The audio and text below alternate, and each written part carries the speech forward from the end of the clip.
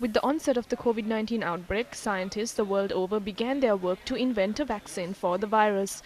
American and German developers Pfizer and BioNTech announced yesterday that a vaccine has been produced.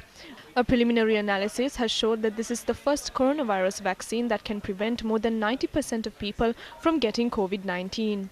Although hundreds of vaccines were produced to combat the virus, only a dozen of them are in the final stages of testing.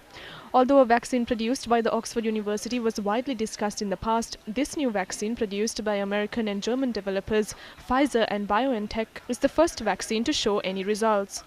Their vaccine has been tested on 43,500 people in 6 countries and no safety concerns have been raised. The companies plan to apply for emergency approval to use the vaccine by the end of the month.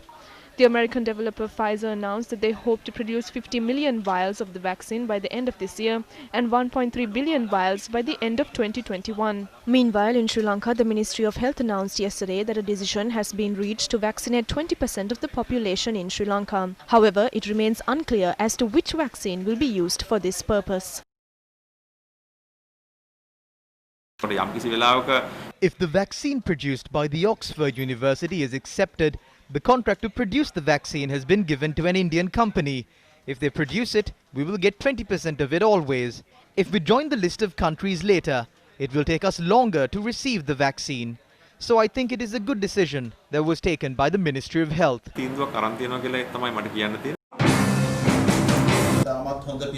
The Ministry of Health reached a consensus with the World Health Organization and have made plans to vaccinate 20% of the population.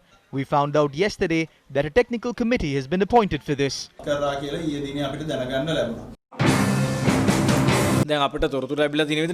We received information that they are attempting to bring this down from India. But even India has not announced yet that they have successfully produced a vaccine. How can a vaccine that has not been approved be given to 20% of the population in Sri Lanka? This is a serious issue. We know that some developed countries who cannot test vaccines in their countries had tested it on the populations in Africa. We are also aware of the complications the people in Africa had to face because of these tests. Therefore, it is the duty of this government as well as the health sectors to prevent the population of our country from facing a similar situation.